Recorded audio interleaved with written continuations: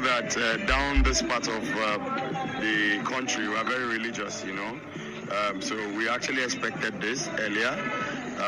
But trust me, if you are patient enough, wait till it's 1 o'clock, then trust what will happen. The outcome will be very different. Most of the protesters that came out this morning were rather sounded angrier than they were even as at yesterday. Because normally you would expect that the president's speech will at least assuage or cause some kind of calm.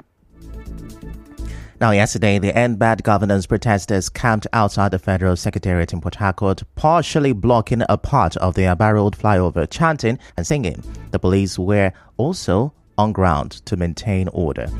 In the meantime, human rights lawyer Femi Falana says the presidential speech failed to address the key demand of the protesters, which is the reversal of the fuel subsidy removal. Mr. Falana, in a statement on Sunday, said there will be no basis for fuel subsidy, which is induced by the importation of petroleum products, if the government takes the fight against corruption to oil dealers and ensures crude oil is processed in government-owned refineries. He also demanded the immediate and unconditional release of all arrested protesters, saying they had not committed any criminal offense. Mr. Falana, while commiserating with those who lost loved ones in the protest, called on the government to set up commissions of inquiry to bring those responsible to book. Similarly, Nobel laureate Professor Wole Soyinka criticized President Tinubu's nationwide address, saying it did not address the violent crackdown on the protesters by security forces. In a statement on Sunday, Professor Soyinka criticized the security agencies for ignoring better, more civilized approaches to handling protests. He argued that using live bullets and even tear gas against peaceful protesters only fuels a cycle of resentment and retaliation. He said protesters driven by hunger and hardship are a universal cry for help, not unique to Nigeria, and should be treated with care, not force. As you may know, Police Public Relations Officer Muyiwa Adejobi said 681 suspects have been arrested so far, while 9 police officers sustained injuries during the protest. He also said a policeman who was reportedly killed on the first day of the nationwide protest miraculously survived. The force spokesperson said this in a statement while dismissing casualty figures by Amnesty International. The security agents killed 13 protesters since the beginning of the demonstrations.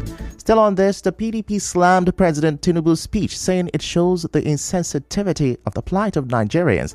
The party spokesperson, Debo Ologunwawa, in a statement on Sunday, said the speech confirms the very precarious situation in the country.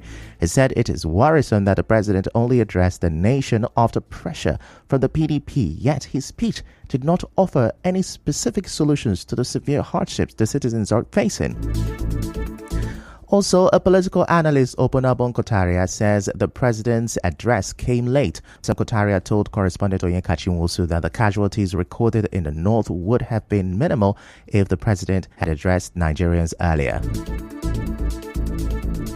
The government was on notice for 1 full month. What did the president do? He was talking through his lieutenants who were even worsening the situation. The situation was exacerbated by the comments his lieutenants made, such as Bayo Onanuga and Co. The Minister for Information must be commended. That man is tactful. The man spoke to Nigerians in such a way that others should have assuaged the feelings of Nigerians. Of what use is locking the stable when the steed is out? You had 1 full month to address the nation. You did not address the nation. Also, an Abuja-based policy analyst, Jide Ojo, blamed the high rate of violence in the north on the poverty level and a sense of disconnection from the current government. The fact that you have higher number of destitute and poor people in the north. Number 2, it's not one of their own that is at the saddle. So there is no ethnic affiliation to say, oh, please, let's not rock the boat. This is a government of one of our own.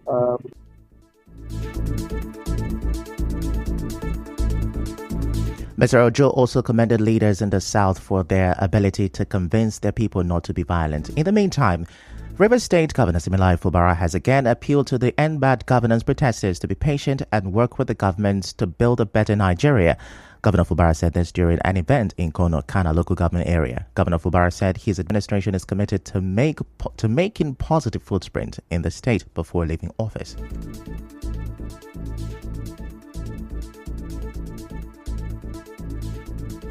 We all understand the problem, and we're doing everything together with the federal government to make life easy for our people. We are in a trying time, but we need to work together to make sure that we build that Nigeria, that river state of our dream. I will not live without making positive impact in our state. No matter the distraction, our eyes are on the ball. Learn to be patient and peaceful. It gets bad before it gets better.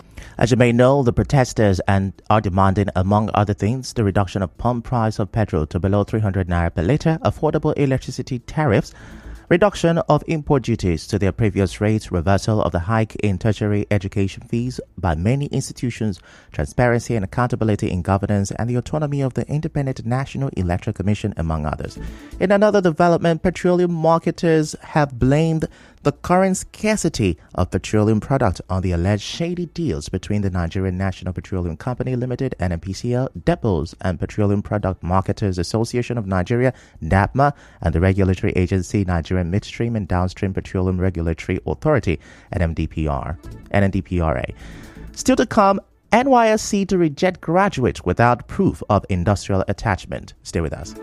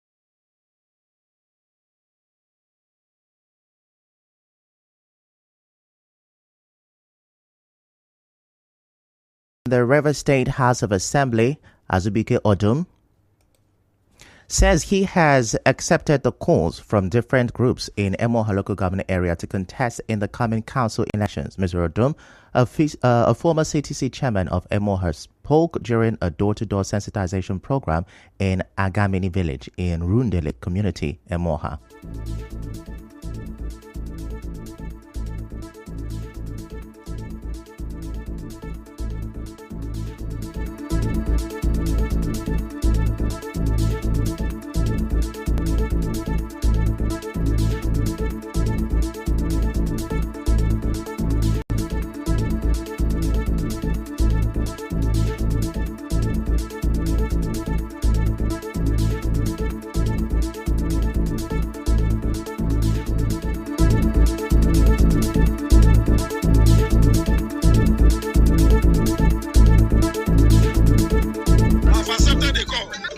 Asking them, did they really want me to come back? They said I should come and I've accepted. My advice to every nook and cranny of Emoha local government, is to keep peace in their various wards and villages. Because the governor we are supporting, Joseph Fubara, the governor, and the only governor of Rivers State, is a peace-loving governor. So that standard is there. We are not going to make any other thing than to keep peace.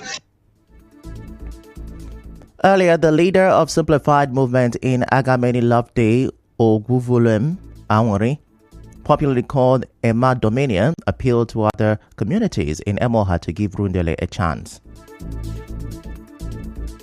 Market you go, you know how it will operate. Because of that, we are supporting him to come for chairmanship under Rundele.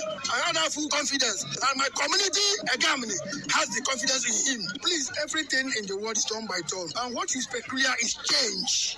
At this point in time, other communities in Emoha should give Rundele a chance. Should give us 7 a chance. Let us produce a chairman. The leader of Simplified Door-to-Door Grassroots Initiative in the area, Godwin Omehoma, and the coordinator of Agameni Village, Goodluck Nsitem, also spoke. He answered our call. So our body, we are going to purchase fund for Honorable Speaker Odun. Even if that fund, matter the amount of that fund, if it costs us 1 billion naira, we are going to borrow money to purchase fund for him because he's very rooted in grassroots. You understand our voice. He's youth friendly. He has a track record, very good record. This initiative will join hands together to purchasing that fund for him, no matter the amount it will cost.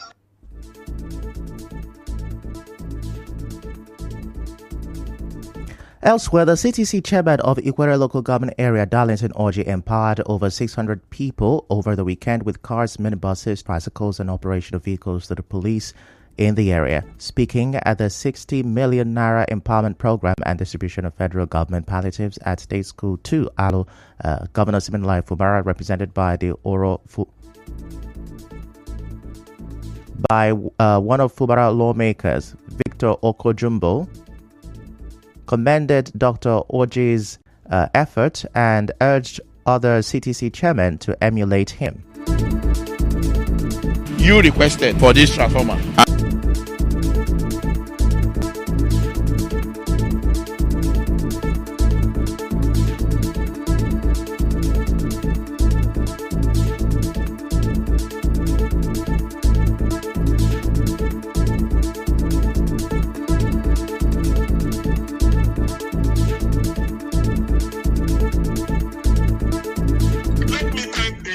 Chairman of Ikwere local government, Dr. Darlington Orji. He has done well.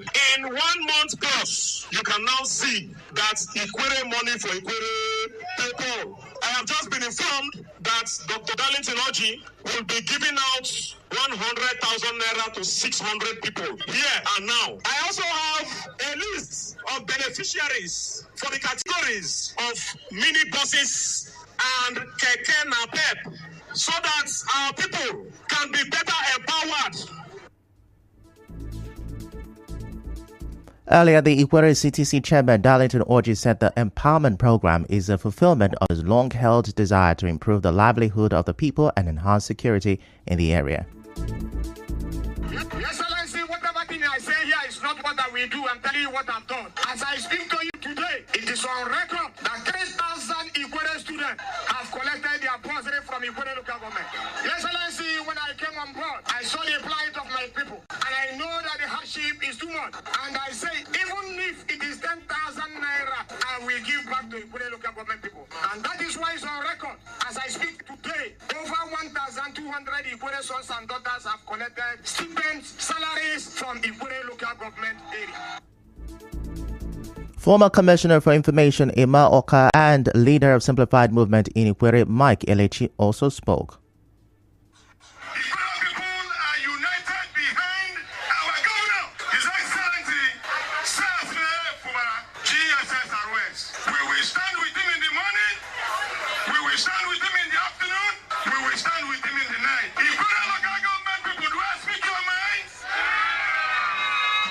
Chairman, we want to thank you. We want to thank you for creating jobs for people, not only to empower them. By empowering SME, one person will employ